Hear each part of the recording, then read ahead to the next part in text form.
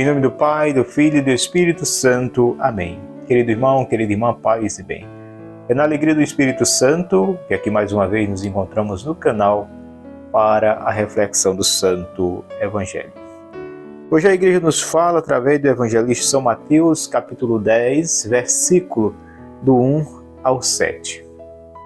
O Senhor esteja conosco, Ele está no meio de nós. Proclamação do Evangelho de Jesus Cristo segundo São Mateus. Glória a vós, Senhor.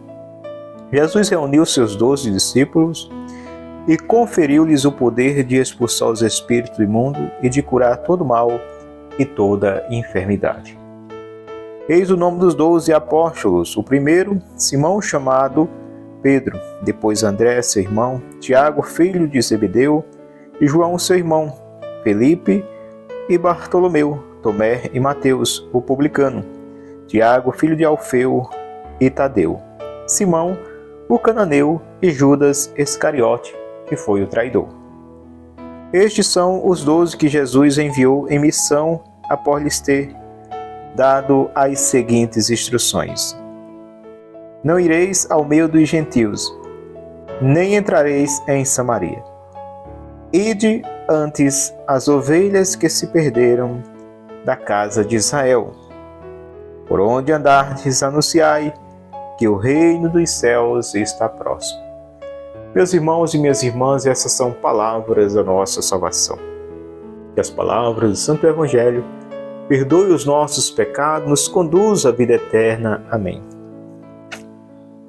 Querida Igreja de Cristo, povo amado de Deus, hoje o evangelista São Mateus nos traz a palavra do Senhor, nos traz o relato do que Jesus fez naquele tempo. Jesus reuniu seus 12 discípulos e conferiu-lhes o poder de expulsar espírito imundo e de curar todo mal e toda enfermidade.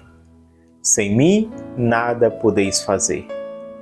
O galho, quando não está ligado ao caule, ao tronco, recebendo dele a seiva que dá vida, ele nada pode fazer, nem sobreviver. Quanto mais fazer alguma coisa por outra pessoa. Assim também somos nós. Se não estivermos em Cristo, nada podemos fazer, nem por nós, muito menos pelos outros. Mas o galho que permanece na árvore, ele pode dar fruto, ele pode dar sombra, e ele pode fazer por ele e pelos outros. Assim a graça de Deus em cada um de nós, se nós permitirmos que essa graça, ela entre na nossa vida, através da nossa vivência, da sua santa palavra, nós poderemos ser pessoas cheias da graça, abençoadas, abençoados e abençoando. Mesmo diante das provações, mesmo diante do cadinho da humilhação, mesmo diante daquilo que o servo ele tem que passar pelo seu Senhor. Se me perseguiram, vão perseguir a vocês também. Vocês não são mais que a mim. Vocês não são mais que o Senhor. Servos, vocês não são mais que o seu Senhor. No entanto, me perseguiram, perseguirão a vocês. Mas eu vos digo, eu venci e vós vencereis, porque estareis convosco até o fim dos tempos. Isso é o que o Senhor nos disse. E aqui a palavra vem dizer que Jesus reuniu 12 dos seus discípulos e conferiu-lhes o poder de expulsar espírito imundo. Como eu disse, o galho ligado à árvore, ele pode fazer muito.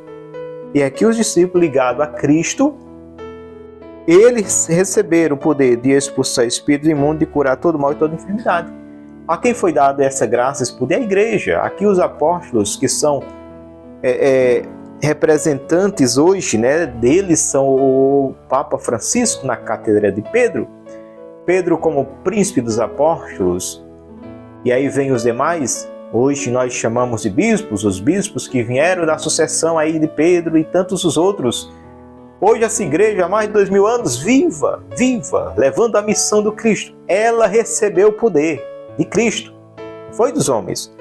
Foi de Jesus. Jesus reuniu seus 12 discípulos e conferiu-lhes o poder. A igreja recebeu o poder de expulsar os espíritos imundos. A igreja recebeu o poder de curar todo mal e toda enfermidade. Não é eu que estou dizendo.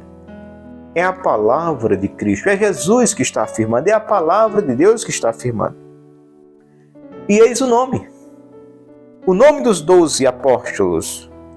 O primeiro, Simão Pedro, aquele Pedro que nós conhecemos, que diante do medo, diante de ver seu mestre, seu Senhor, seu maior exemplo, a sua força, a sua coragem, no momento aparente de impotência, porque Deus ele nunca é impotente, mas aparentou ser derrotado, Pedro, diante dos algozes do Cristo, e olha que Pedro foi atrevido, hein? Pedro foi atrevido. Foi aquele Pedro no Monte das Oliveiras que puxou da espada, dissipou a orelha do soldado. Jesus branda: Pedro, se acalma. Ora, compreende meu reino, Pedro. Não é da espada, não é desse mundo, mas é um reino espiritual, é o reino do amor, é o reino que não é aqui. Pedro se acalma, solta a espada no chão, e Jesus ainda dá um ensinamento a ele e a nós hoje. Quem com ferro fere, com ele é ferido. Por isso a confiança em Deus acima de tudo. Esse Pedro, que foi afoito, aqui, é o Pedro que ainda é ousado de ir até onde Jesus se encontra preso. Mas diante de algumas pessoas que o reconheceram, tu, porventura, não é um dos deles, eu estou te reconhecendo. Não, não conheço. E aí por 3 vezes ele nega, diante do medo, diante de que ele também fosse preso, fosse torturado, fosse assassinado.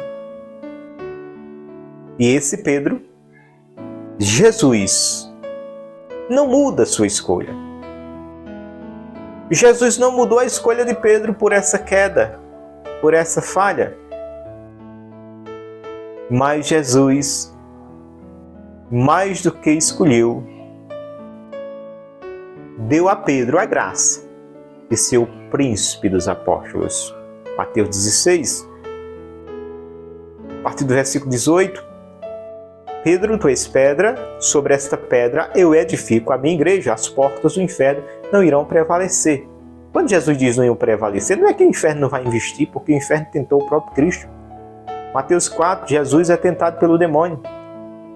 Mas o que o Senhor está dizendo é que eu e você, por servirmos a Ele, não quer dizer que nós vamos passar pela provação, pela humilhação, pela perseguição, pelas dores, pela cruz. Mas o que Jesus está dizendo é que o mal jamais vai vencer, vai prevalecer na igreja. Igreja eu, igreja você. O mal jamais vai roubar nossa alma. O mal jamais vai conseguir o que ele quer, que é nos levar para o inferno. Então a vitória não será do demônio, mas uma vitória de Cristo em nossa vida, se nós somos igreja onde Deus habita. Pedro, tu és pedra, sobre essa pedra edifico a minha igreja. As portas do inferno não irão prevalecer. O que é que Jesus está dizendo? Que essa aparente derrota não era assim? Que era que os inimigos do Cristo, os inimigos da cruz naquele tempo, Jesus sendo açoitado, os inimigos caçoando, eles mesmos colocavam o manto, esbofeteavam o Senhor e ficavam dizendo: olha, tu não és o profeta, dizem quem te bateu, porque eram muitos que batiam em Jesus.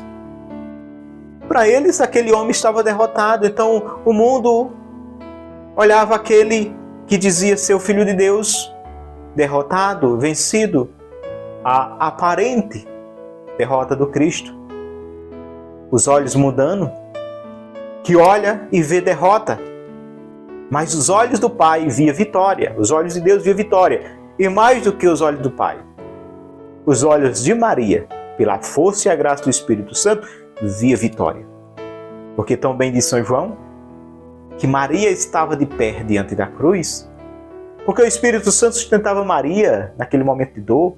Ora, uma mãe ter que presenciar, ter que saber, ter que ver um filho sendo torturado e assassinado brutalmente pelos mais horríveis, as mais horrendas torturas do Império Romano. Porque era o pior de tudo. O pior dos martírios naquele tempo era a morte de cruz. A cruz naquele tempo era destinado aos piores bandidos, criminosos da época, porque era o maior meio de tortura que o Império Romano tinha. E eles construíram, que foi a tortura através da cruz. Porque muitas vezes, meus irmãos, a gente pensa que a morte de cruz é só colocar ali na cruz, pregar e tudo mais. Não, eles tinham métodos de tortura, eles tinham método de fazer sofrer, meus irmãos. Eles faziam sofrer, eles faziam tantas coisas horrendas. Diz os estudiosos que aqui no nosso pulso tem uns nervos, e que os romanos sabiam bem, era como se fosse médicos cirúrgicos, eles iam perfurando aquele que a gente acha que é prego, mas não era prego, era uma barramina de ferro pontiaguda, e eles começavam a perfurar o pulso de Jesus e hora ou outra eles iam tipo costurando, eles batiam um pouquinho, fazia tipo costurando, entrelaçando, pegando certos nervos que quando o ferro encostava ali um outro, tipo um fio que dava choque, ficava dando algumas tensões nos nervos do Senhor. Então torturando de todas as formas, o corpo ter que ser sustentado, porque muitas vezes a gente pensa que o prego foi na palma da mão, mas foi aqui, porque na palma da mão não tinha como sustentar o peso do corpo, então foi aqui no pulso, com um apoio nos pés. Então era um meio de tortura, não só de execução. Jesus passou por isso. O mundo olhava e dizia, foi derrotado. A aparente derrota do Cristo era sua vitória e nossa vitória. Então, meu irmão, minha irmã, a tua aparente derrota é tua vitória. Eu profetizo hoje na tua vida, a tua aparente derrota é tua vitória. Peça a visão espiritual da coisa. Peça a luz do Espírito Santo. Não se deixe enganar por esse vozerio do mundo. Não se deixe enganar. Ora, voltando a falar da crucifixão de Cristo, até o bandido que estava no seu momento derradeiro da vida, agonizando ao lado de Cristo, que reconheceu naquele homem, não um homem meramente, mas filho de Deus, aquele que tinha acesso ao céu e colocava lá quem ele queria, disse, Senhor, lembra-te de mim quando entrares no teu reino, no teu paraíso. E que Jesus diz, ainda hoje eu te afirmo, estarás comigo no meu paraíso, estarás comigo na glória. É esse Deus que é misericórdia e amor, que no momento da cruz, em que os inimigos pensavam estar vencendo e matando Cristo, ele estava na realidade matando a morte e conquistando vida e vida em plenitude para todo aquele que crê. Então creia, a tua aparente derrota, se tu confias em Cristo, se tu espera em Cristo, se tu estás em Cristo, é tua vitória. É tua vitória. Então Jesus escolheu aqui esses homens falhos, pecadores, como diz Pedro, que ele coloca na chefia dos apóstolos, que negou, que teve medo. Esse Pedro, Jesus não mudou sua escolha pela sua fraqueza, porque Pedro, os dias e os anos que ele caminhou com Cristo, ele entendeu que Deus é amor, que Deus é misericórdia. Então, mesmo chorando, arrependido, Pedro não foi amargurar. E amargurando, Pedro olhou para um lado e para o outro e disse, agora não tem mais jeito, eu traí o justo. E aí tentar tirar a sua vida, como fez Judas. Judas fez isso porque nunca entendeu, nunca experimentou, nunca compreendeu o amor de Deus, o amor de Cristo. Pedro, ele compreendeu. Pedro experimentou. Judas, ao longo do tempo, veio caminhando com Jesus, mas se fechou a experiência do amor de Deus, se fechou a experiência desse Cristo, Deus humano. E nós devemos tomar cuidado para nós não caminhar a vida toda na igreja, mas meramente como meros funcionários, como pessoas que estão fazendo e fazendo bem o seu serviço na igreja, mas que no final de tudo não compreende esse amor, não compreende a dimensão espiritual desse Deus que se fez homem para salvar a todos. Pedro compreendeu e por isso Pedro não se perdeu. Judas não compreendeu e por isso Judas se perdeu. Devemos confiar e acreditar nesse Deus amor. Então esse Pedro, Jesus continua. Em João 21, A partir do versículo 15, Jesus vem, já ressuscitado, aparece a Pedro, chama eles: Pedro, tu me amas? Por 3 vezes, ele negou, agora 3 vezes, Jesus vem. Exigir de Pedro uma confirmação desse amor. Pedro, eu te amo, Senhor. Ai, eu te amo, Senhor. Ai, Senhor, tu sabes tudo, tu sabes que eu te amo. Jesus diz: eu não quero, Pedro, suas palavras, cuida das minhas coisas. Cuida das minhas ovelhas. É isso que Jesus também fala para mim e para você, Pedro, Maria, João, Teresa. Tu me amas? Sim, Senhor, eu te amo. Cuida das minhas coisas. Esse amor que tu diz ter por mim, eu quero que você cuide das minhas coisas. E quais são essas coisas, meus irmãos? As coisas que os santos compreenderam de cuidar.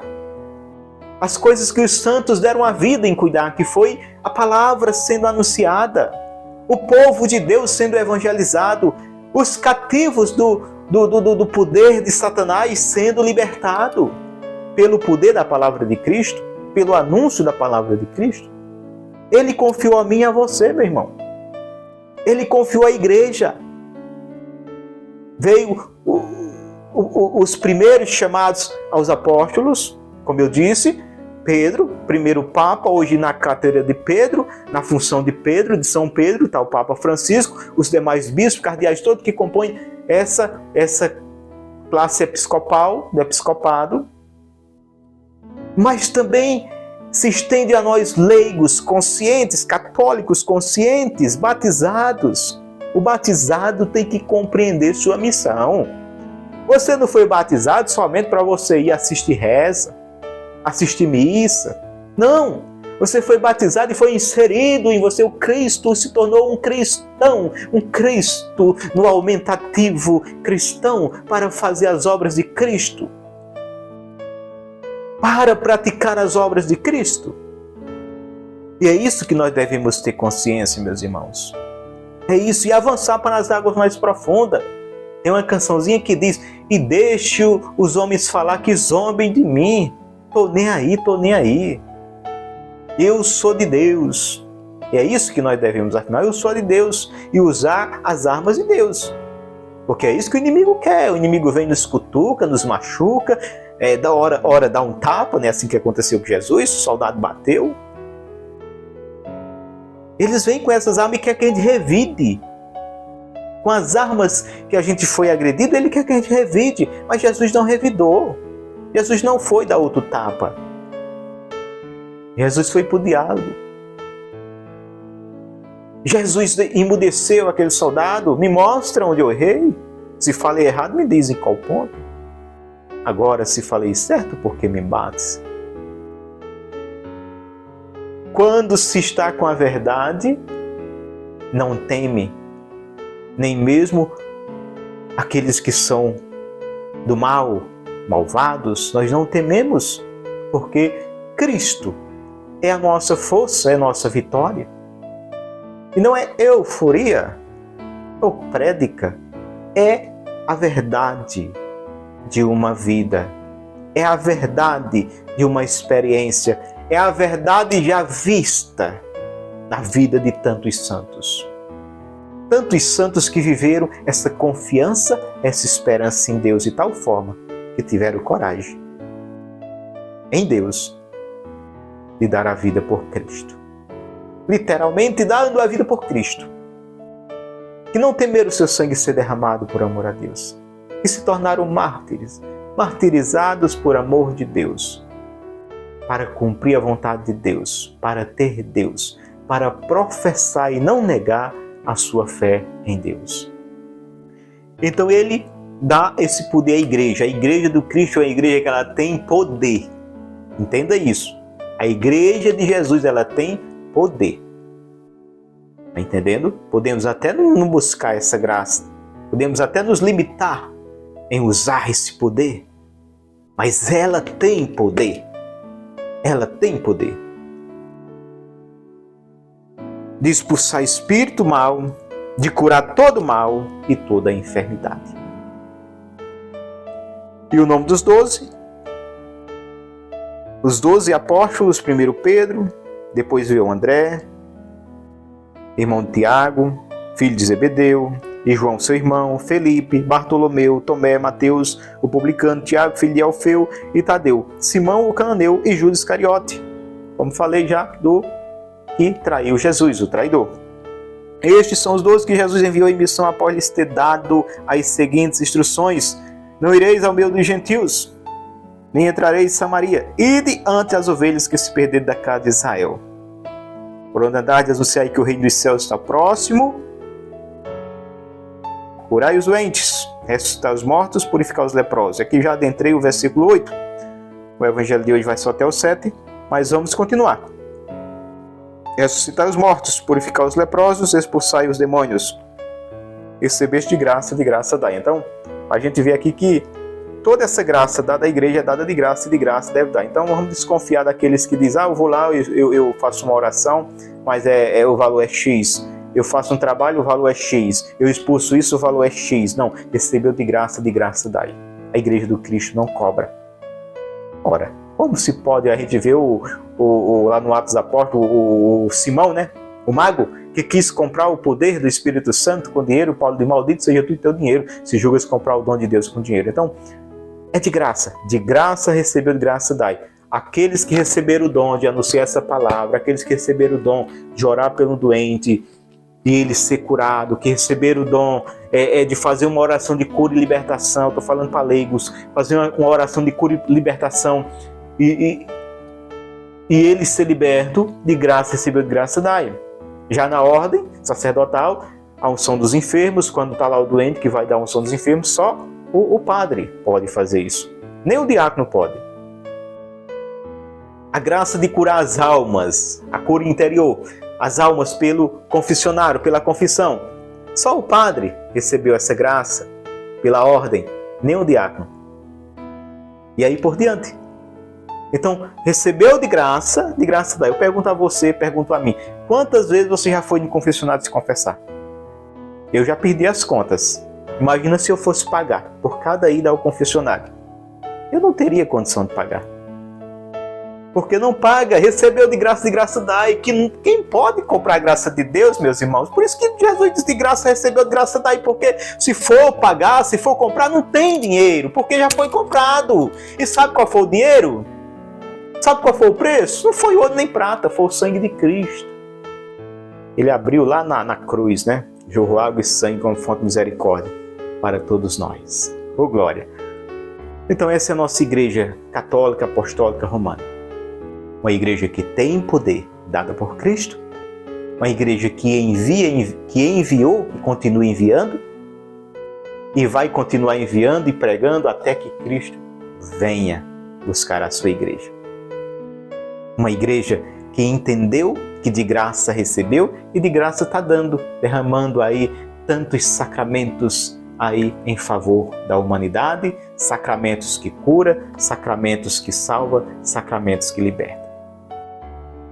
Que Deus te abençoe, que Deus me abençoe e nos dê a graça da perseverança, porque perseverar nos dias de hoje precisamos estar aos pés do Senhor, precisamos estar em oração, porque o mundo paganizado que nega Cristo a todo instante, ele quer sufocar aqueles que ainda estão com a chaminha ainda que fumegando.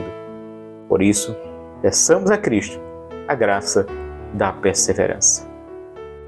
São Miguel Arcanjo, defendei-nos no combate, seja o nosso refúgio contra as maldades e as ciladas do demônio.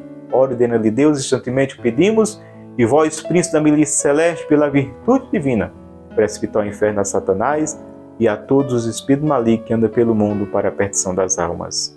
Ave Maria, cheia de graça, o Senhor é convosco. Bendita sois vós entre as mulheres, bendito é o fruto do vosso ventre, Jesus.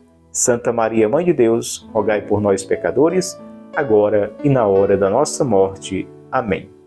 Querido irmão, querida irmã, te agradeço de todo o coração, você que está agora vivendo esse momento de graça através do canal.